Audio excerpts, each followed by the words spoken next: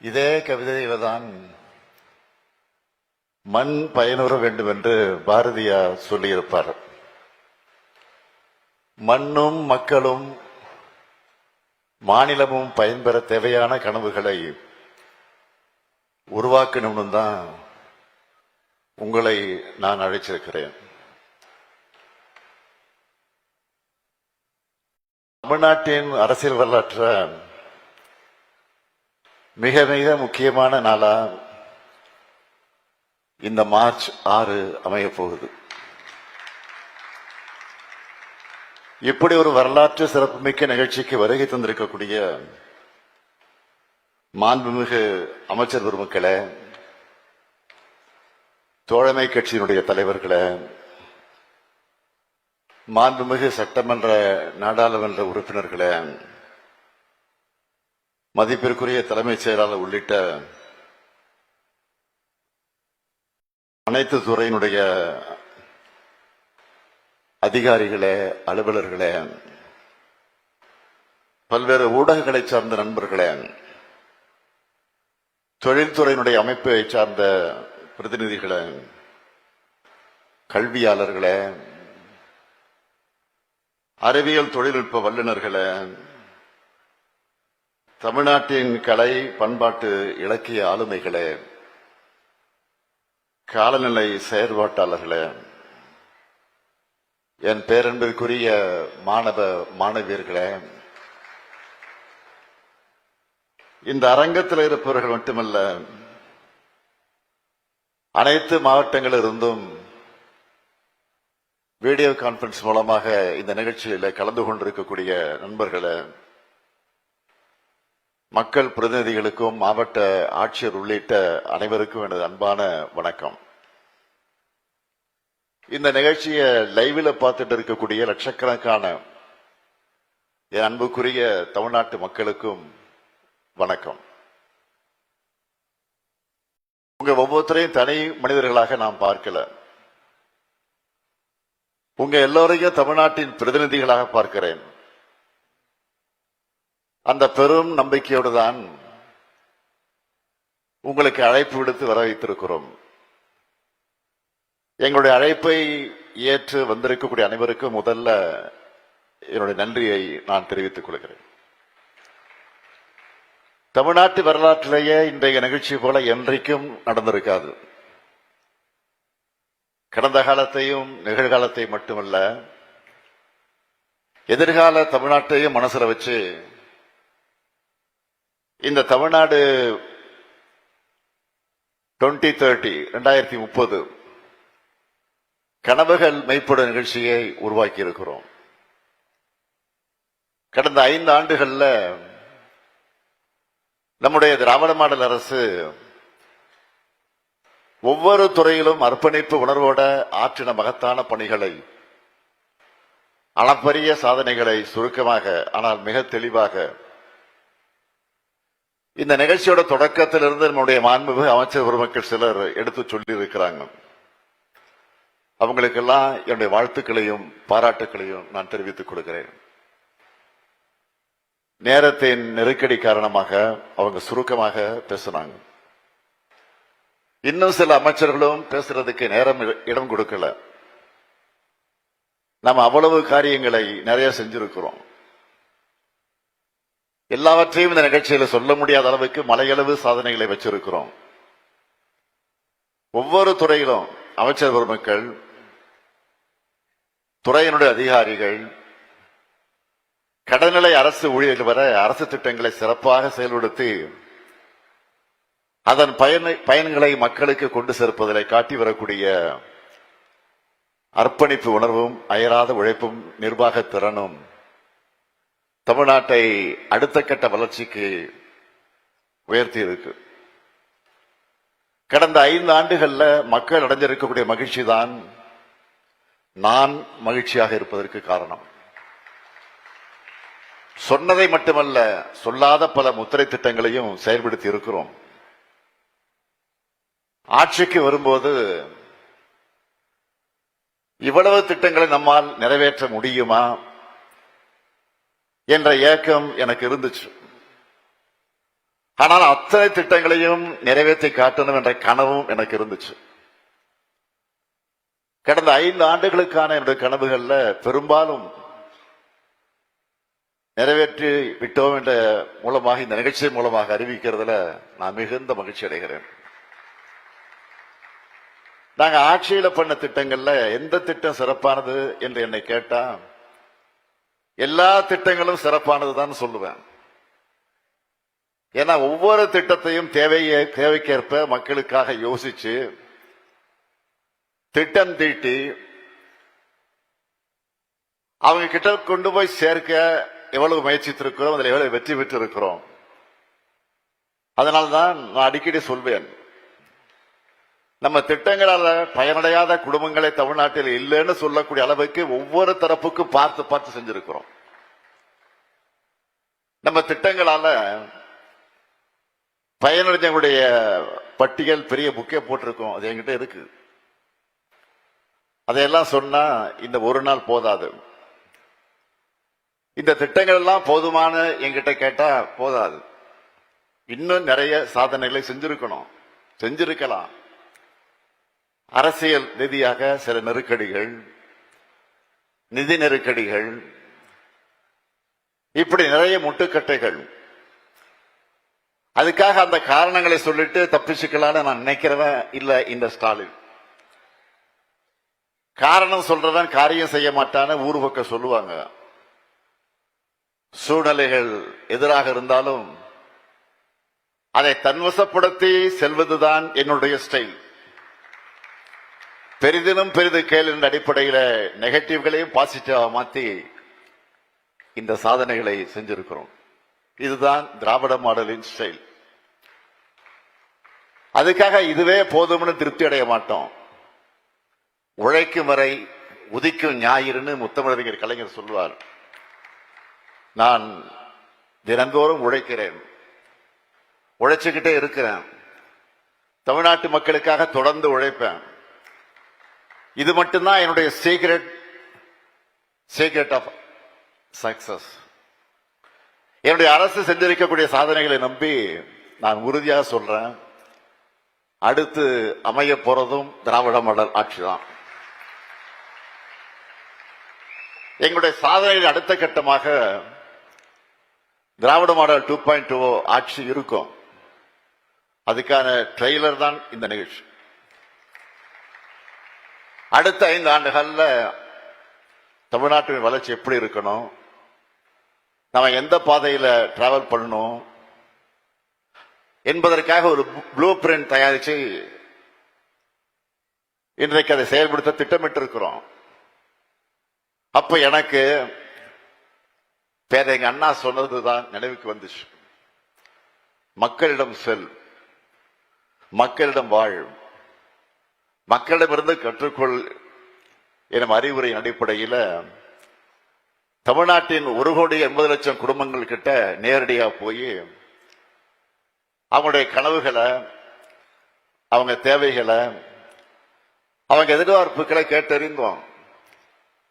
இதை எப்படி செஞ்சிருக்கோம் என்பது பற்றி நம்முடைய திருமதி அமுதா ஐஏஎஸ் அவர்கள் சொன்னாங்க. மக்கள் சொன்ன கருத்துக்கள் அடிப்படையாக வச்சு அதுல முக்கியமானவற்றெல்லாம் முன்னிலைப்படுத்தி தமிழ்நாட்டின் அடுத்த கட்ட வளர்ச்சிக்கான என தொலைநோக்கு பார்வை, அதாவது தமிழ்நாடு 2030 14 முக்கிய அம்சங்களை என் மக்களுக்கு நான் அறிவிக்க விரும்புகிறேன். முதல் துறை வீட்டு வசதி துறை. நம் கனவு, நம் வீடு, நம்ம தமிழ்நாடு. தமிழ்நாட்டில் இருக்கிற ஒவ்வொரு குடும்பத்திற்கும் ஒரு முகவரி இருக்கணும். ஒவ்வொரு முகவரியும் ஒரு இணைய இல்லமாக திகழணும். 2030ஆம் ஆண்டிற்குள் கிராமப்புறங்கள்ல கலைஞர் கனவு இல்லம் திட்டத்தின் கீழ் 5 லட்சம் வீடுகளும், நகர்ப்புறங்கள்ல 2 லட்சம் வீடுகளும் கட்டி தேவைப்படும் ஒவ்வொரு குடும்பத்தின் கைகளிலும் சாவியை ஒப்படைப்போம். 2வது துறை மருத்துவம் மற்றும் மக்கள் நல்வாழ்வுத்துறை. நலமுடன் தமிழ்நாடு 2030 தேவைப்படும் அனைவருக்கும் போதிய மருத்துவ காப்பீடு கிடைக்க உரிய நடவடிக்கை எடுக்கப்படும். அது மட்டுமல்லாம 3 முக்கிய திட்டங்களும் இருக்கு. முதல் திட்டம் நீரிழிவு, உயர் ரத்த அழுத்தம், புற்றுநோய் போன்றவற்றை கண்டறிய ஆரம்ப நிலையிலேயே சிறப்பு முகாம்கள். 2வது திட்டம் தாய் சேய் நலன்ல IMR மற்றும் MMR குறைக்கும் தரவரிசையில இந்தியாவிலேயே முதலிடம் பெற்ற சிறப்பு நடவடிக்கை. 3வது திட்டம் ஒவ்வொரு மாவட்டத்திலையும் மனநல ஆலோசனை மையம் அமைக்கப்படும். அடுத்து 3வது துறை வேளாண்மை மற்றும் உழவர் நலத்துறை. வேளாண்மை செழிப்பின் கண்ணியத்தின் வளர்ச்சியின் அடையாளம். நிகர சாகுபடி பரப்பு 50 லட்சம் ஹெக்டராக உயர்த்தப்படும். மண்வள அட்டைகள் 41 லட்சம் உழவர்களுக்கு வழங்கப்பட்டு இயற்கை விவசாயம் 17,000 ஹெக்டராகவும் உயிர் வேளாண்மை 1 லட்சம் ஹெக்டராகவும் விரிவுபடுத்தப்படும். வேளாண்மைக்கு ஆதாரமான நீரை சேமிக்க நுண்ணீர் பாசனம் 21 லட்சம் ஹெக்டராக விரிவுபடுத்தப்படும். மேற்கு கிழக்கு தொடர்ச்சி மலைகள்ல 1000 மழைநீர் சேகரிப்பு கட்டமைப்புகள் கட்டப்படும். கால்வாய் மதகுகள் புனரமைக்கப்பட்டு நீர் மேலாண்மையை சீர் செய்து தண்ணீர் தட்டுப்பாடான பகுதிகள் வளமான பகுதிகளாக மாற்றப்படும். உணவு உற்பத்தி 125 லட்சம் மெட்ரிக் டன்னாக உயர்த்தப்பட்டு 1000 மதிப்பு கூட்டல் மையங்கள் நிறுவப்பட்டு 1,25,000 உழவர்களுக்கு வேளாண் கருவிகள் வழங்கப்படும். 4வது துறை பள்ளி கல்வித்துறை. ஒவ்வொரு பள்ளியும் அறிவின் ஆலயமாக இருக்கிறது. இடைநேற்றல் இல்லா கல்வி கனவு 2030. இதன் மூலம் ஒவ்வொரு குழந்தையும் பள்ளியிலே சேர்ந்து வெற்றியுடன் வெளியேறும் நிலையை உருவாக்குவோம். அனைத்து அரசு மற்றும் அரசு உதவி பெறக்கூடிய பள்ளிகளையும் 2030க்குள்ள 100 விழுக்காடு ஸ்மார்ட் கிளாஸ் ரூம் அமைக்கப்படும். 300க்கும் மேற்பட்ட நூலகங்கள் லைப்ரரி 5.0 என்ற புரட்சிகர நவீன அறிவு கோட்டைகளாக மலரும். முக்கியமாக 1000 மாடல் ஸ்கூல்ஸ் வெற்றி பள்ளிகள் திட்டம் மூலம் விரிவுபடுத்தப்படும். ஒவ்வொரு பள்ளியிலும் உடல்நலத்திற்காக விளையாட்டையும் உளவியல் பாதுகாப்பையும் வாழ்க்கை திறன் கல்வியையும் உறுதிப்படுத்துவோம். 5வது உயர்கல்வித்துறை. உயர்கல்வி நிறுவனங்கள் மாணவர்களுடைய மொத்த ஆளுமையை வளர்க்கக்கூடிய மையங்கள். அதன் மூலமாக நான் முதல்வன் 2.0 மூலம் கூடுதல் திறன் பயிற்சிகள் வழங்கப்பட்டு உலக அளவில் நம் இளைஞர்கள் போட்டி போட வழிவகுக்கப்படும். 2030ஆம் ஆண்டிற்குள்ளாக உயர்கல்வியில் மொத்த சேர்க்கை விகிதம் 90 விழுக்காட்டு எட்டும் வகையில் நிறுவன கட்டமைப்பு விரிவாக்கப்படும். ஆராய்ச்சியும் புதுமையும் செழிக்க மைய ஆய்வகங்களும் சென்டர் ஆஃப் எக்ஸலன்ஸ் எனும் தொழிற்கல்வி சிறப்பு மையங்களும் நிறுவப்படும். செயற்கை நுண்ணறிவு AI கல்வியுடன் இணைக்கப்படும். ஒவ்வொரு கல்வி நிறுவனத்திலும் AI ஆய்வகம் உருவாகும். பன்னாட்டு பல்கலைக்கழகங்கள் தமிழ்நாட்டில் வேர்விட்டு நம் மாணவர்கள் உலக அரங்கில போட்டியிடுவதற்கு வழிவகுக்கப்படும். உயர்கல்வி பயிலும் மாணவர்கள் உலகளாவிய வேலைவாய்ப்புகளை பெறக்கூடிய வகையில் விளையாட்டு திறன்மிகு மாணவர்களுக்கு பிளெக்சிபிள் பாடத்திட்டம் மூலம் அகாடமிக் கிரெடிட்ஸ் வழங்கப்படும். 6வது பிற்படுத்தப்பட்டோர் நலத்துறை. நல்லிணக்கத்தின் அடையாளம் வளர்ச்சி பெற்ற தமிழ்நாடு. ஜவுளி, தோல், ஆடை, கைவினை, கணினி, தொழிற்பயிற்சி போன்ற துறைகளில் பயிற்சிகள் வழங்கப்பட்டு பிற்படுத்தப்பட்ட மக்களுக்கு பொருளாதார முன்னேற்றம் உறுதிப்படுத்தப்படும். மிகவும் பிற்படுத்தப்பட்டோர் மற்றும் சீர்வரவினர் மாணவர்களுக்கு கல்வியின் எல்லா நிலைகளிலும் சிறந்து விளங்க சிறப்பு திட்டங்கள் வகுக்கப்படும். சிறுபான்மையினர் அதிகமாக வசிக்கிற மாவட்டங்கள்ல திறன் மேம்பாட்டு மையங்கள் அமைக்கப்படும். அமைச்சர் மெய்யநாதன் கேட்டது போல தேவைப்படும் இடங்கள்ல சமூக நீதி கல்லூரி விடுதிகள் திறக்கப்படும். பிற்படுத்தப்பட்ட மக்களுக்கு வணிகம் தொடங்க நிறுவன கடன் வசதி அதிகரிக்கப்படும். சிறுபான்மை சமூகத்தினர் வணிகம் மற்றும் தொழில் தொடங்க கடன் பெறும் நடைமுறைகள் எளிமைப்படுத்தப்படும். 7வது, ஆதிதிராவிட நலத்துறை அடிப்படை உரிமை அசைக்க முடியா கண்ணியம். 2030ஆம் ஆண்டிற்குள்ள வீட்டு மனையற்ற ஒவ்வொரு ஆதிதிராவிடர் மற்றும் பழங்குடியினர் குடும்பத்திற்கு வீட்டு மனை பட்டா வழங்கிட படிப்படியாக நடவடிக்கை எடுக்கப்படும். ஆதிதிராவிட மற்ற பழங்குடி மாணவர்களுடைய பள்ளி இடைநிறுத்தம் இல்லாத நிலையை அடைய நடவடிக்கைகள் எடுக்கப்படும். உண்டி உறைவிட பள்ளிகள் விரிவாக்கப்படும். 12ஆம் வகுப்புக்கு பின் உயர்கல்வி நுழைவு, தொழிற்கல்வி இணைப்பு, தொடர்ச்சியான கண்காணிப்பு என முதல் தலைமுறை மாணவர்களுக்கு அரசு துணை நிற்கும். பெரும் வரவேற்பை பெற்றிருக்கக்கூடிய அண்ணல் அம்பேத்கர் அயலக உயர்கல்வி திட்டம் விரிவுபடுத்தப்படும். ஆதிதிராவிட மற்ற பழங்குடியின பெண்களுக்கான தொழில் வாய்ப்புகளை பெருக்குவதற்கான திட்டங்களும் விரிவுபடுத்தப்படும். 8வதாக ஊரக வளர்ச்சித்துறை. கிராமங்களை பொருளாதார வளர்ச்சி மையங்களாக மாற்றுவோம். இந்தியாவின் முன்னேற்றத்திற்கு கிராம நகர இடைவெளியை குறைப்பது மிகவும் அவசியம் என்று முன்னாள் குடியரசுத் தலைவர் மதிப்பிற்குரிய அப்துல் கலாம் அவர்கள் சொன்னார்கள். அவர் முன்வைத்த கிராமப்புறங்களில் நகர்ப்புற வசதிகளை வழங்குதல் என்ற கருத்தாக்கத்தின் அடிப்படையில் கிராமங்கள் வளர்த்தெடுக்கப்படும். ஊராட்சிகளில் வருவாய் ஈட்டக்கூடிய உற்பத்தி திறன் கொண்ட நிலையான சொத்துக்களை உருவாக்குவதை முன்னுரிமையாக கொண்டு கிராம சந்தைகள், விளையாட்டு மற்றும் நல்வாழ்வு உட்கட்டமைப்புகள், கிராமப்புற நீர்நிலைகளை செம்மைப்படுத்தி காத்தல், கிராமங்களை பசுமையாக ஆக்குதல், வேளாண் சாராத கிராமப்புற வேலைவாய்ப்பினை வழங்குதல், குறைந்த அரசு செலவில் அதிக பயன்பெறுதல் மற்றும் நிலையான வளர்ச்சியை நோக்கத்தை அடைய ஒரு உன்னதமான திட்டம் உருவாக்கப்படும்.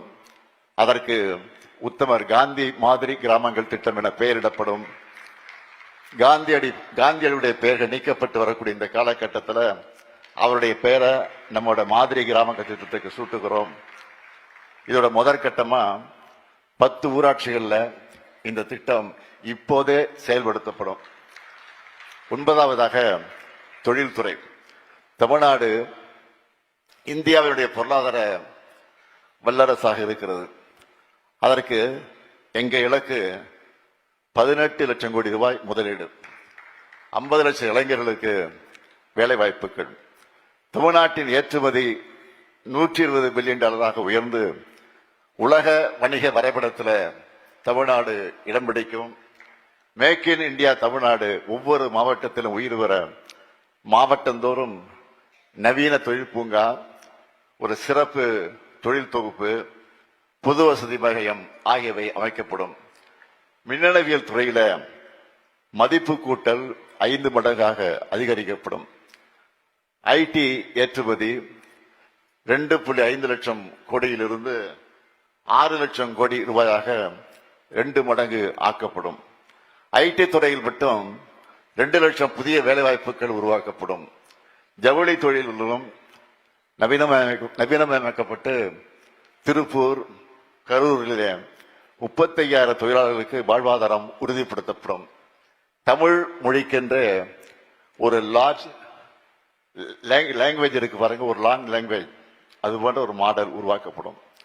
10வது கால்நடை பால்வளம் மற்றும் மீன்வளத்துறை. நம்முடைய உயிர்வளம் காப்போம். அவை அலைகளோடு போராடி வாழக்கூடிய 10 லட்சத்திற்கும் மேற்பட்ட மீனவர் குடும்பங்களை வாழ்வாதாரம் மேம்படுத்தப்படும். கடல் கூண்டு மீன் வளர்ப்பை ஊக்குவித்து உற்பத்தியை 200 டன்னிலிருந்து 400 டன்னாக உயர்த்துவோம். மீனவ மகளிருக்காக கடல் பாசி சாகுபடியை 15,000 டன்னிலிருந்து 30,000 டன்னாக வளர்ப்போம். உள்நாட்டு மீன் உற்பத்தியை 2.67 லட்சம் டன்னாக உயர்த்துவோம். மீன் விதை உற்பத்தியை 100 கோடியிலிருந்து 200 கோடியாக இரட்டடிப்பாக்கி புதிய அரசு மீன் பண்ணைகளை நிறுவுவோம். கால்நடை எண்ணிக்கையை 2030ஆம் ஆண்டுக்குள்ளாக 3 கோடியாக உயர்த்தி விவசாயிகளுடைய வாழ்வாதாரத்தை உறுதிப்படுத்துவோம். தீவன பஞ்சம் இனி தமிழ்நாட்டில் இல்லை என 1 லட்சம் ஏக்கரில் தீவன பயிர் சாகுபடி செய்யப்படும். தற்போது தினமும் 3 கோடி லிட்டர் பால் உற்பத்தி செய்யும் தமிழ்நாட்டை 2030க்குள்ள 4.5 கோடி லிட்டராக உயர்த்தும் இலக்கோடு முன்னேறுவோம். 11வது நகராட்சி நிர்வாகத்துறை உட்கட்டமைப்பில் உலகளவில் உயரக்கூடிய நம் நகரங்கள், அதன் அடிப்படையில் கம்ப்ளீட் ஸ்ட்ரீட்ஸ், அதாவது நடைபாதை, பச்சை மரங்கள், எழிலான சாலைகள் நகரங்கள்ல உருவாக்கப்படும். 2030ஆம் ஆண்டில் தமிழ்நாட்டின் நகர்ப்பகுதிகளில் 20 விழுக்காடு பசுமை பகுதிகள், பூங்காக்கள் இருக்க நடவடிக்கை எடுக்கப்படும். கழிவு நீர் முழுமையாக சேகரிக்கப்பட்டு சுத்திகரிக்கப்பட்டு 30 விழுக்காடு மறு சுழற்சி செய்யப்படும். திடக்கழிவு மேலாண்மையில புதிய மாற்றங்கள் செய்யப்படும். 2030ஆம் ஆண்டில் நகராட்சி மற்றும் மாநகராட்சிகளில் முழுமையான மழைநீர் வடிகால் அமைப்புக்கு ஏற்படுத்தப்பட்டு நகர்ப்புற நிலங்களில் குறைந்தது 3 விழுக்காடு ஸ்பாஞ்ச் சிட்டி உட்கட்டமைப்பாக மாற்றப்படும். சென்னை மற்ற அனைத்து மாநகராட்சிகளிலும் நவீன கலாச்சார மையங்கள் அமைக்கப்படும். 12வதாக MSME துறை 40,50,000 பதிவு பெற்ற MSME நிறுவனங்களுடன் நம் நாட்டில் 3வது இடம் வகிக்கக்கூடிய தமிழ்நாடு வரும் 2030ஆம் ஆண்டில் முதலிடத்தை பிடிக்க நடவடிக்கைகள் எடுக்கப்படும். 2030ஆம் ஆண்டில் இந்த துறை சார்பாக 5 சிறப்பு தொழில் குழுமங்கள் அமைக்கப்படும். குறிப்பா உணவு பதப்படுத்துதல், தேங்காய் நார் உற்பத்தி பொருட்கள் போன்ற வேளாண்மை சார்ந்த தொழில்களுக்கு முன்னுரிமை அளிக்கப்படும். வெளிநாட்டு வர்த்தக கண்காட்சிகளில் நம் MSME நிறுவனங்கள் பங்கேற்பதற்கு வழிவகைகள் செய்யப்படும். ஆண்டுதோறும் MSME நிறுவனங்களின் ஒரு மாபெரும் பன்னாட்டு தொழில் கண்காட்சி நடத்தப்படும். 13வதாக நெடுஞ்சாலைத்துறை நவீன சாலை தொழில்நுட்பம், AI கண்காணிப்பு, இன்டெலிஜென்ட் டிரான்ஸ்போர்ட் அந்த சிஸ்டம் ஆகியவற்றால் நம் பாலங்கள், சாலைகளின் ஆயுட்காலம் நீட்டிக்கப்படும், விபத்துக்கள் குறைக்கப்படும். கோவில் நகரங்களுக்கும் கடலோர சுற்றுலா தலங்களுக்கும் செல்லக்கூடிய சாலைகள் மேம்படுத்தப்பட்டு உலக சுற்றுலா பயணிகளை வரவேற்கும் தரத்தில் அமைக்கப்படும். 14வது கைத்தறி மற்றும் ஜவுளித்துறை நெசவாளர்களின் வாழ்வாதாரத்தை மேம்படுத்த அவர்களுக்கு புதிய தொழில்நுட்பங்களை அறிமுகப்படுத்தி உற்பத்தியை பன்மடங்காக்கி அவற்றை ஏற்றுமதி செய்வதற்கான அனைத்து வாய்ப்புகளும் ஏற்படுத்தி தரப்படும். GI பதிவு பெற்ற தமிழ்நாட்டின் கைத்தறி வகைகள் தேசிய மற்றும் சர்வதேச கண்காட்சிகளில் பெருமையுடன் காட்சிப்படுத்தப்படும். இவை மட்டுமல்ல, இன்னும் பல துறைகள்ல எனக்கு பல கனவுகள் இருக்கு. தமிழ்நாட்டுக்கான எனது மாபெரும் தமிழ் கனவு என்ன தெரியுமா? நம்ம நாடே சமத்துவபூர்வமாக ஆகணும். எங்கும் சமூக நீதி ஒழிக்கணும், ஓங்கணும். எல்லா மாநிலங்களும் சுயாட்சி பெறணும். எல்லாருக்கும் எல்லாம் கிடைக்கணும். இப்ப நான் சொன்னதெல்லாம் தனிப்பட்ட ஸ்டாலினின் ஸ்டேட்மெண்ட் மட்டும் கிடையாது. இது உங்க கனவு, தமிழ்நாட்டு மக்களின் கனவு. தந்தை பெரியாரும் பேரறிஞர் அண்ணாவும் முத்தமிழ் அறிஞர் கலைஞரும் கண்ட கனவு. இது அனைத்தும் செயல் வடிவம் பெற மாவட்ட வாரியா தனித்தனி செயல் திட்டங்கள் வகுக்கப்படும். இது இந்த முத்துவேல் கருணாநிதி ஸ்டாலின் கொடுக்கிற உறுதிமொழி. இதையெல்லாம் நனவாக்கி 2030ஆம் ஆண்டில் தமிழ்நாடு $1 டிரில்லியன் பொருளாதாரமாக உயர்த்துவோம். எனவே நாங்க தான் மீண்டும் வருவோம், நாங்க தான் மீண்டும் வெல்வோம், மீண்டும் மீண்டும் வெல்வோம். தமிழ்நாட்டின் இந்த வளர்ச்சி பயணத்தில் ஒருவரையும் பின்தங்க விடமாட்டோம். வெல்வோம் ஒன்றாக. நன்றி, வணக்கம்.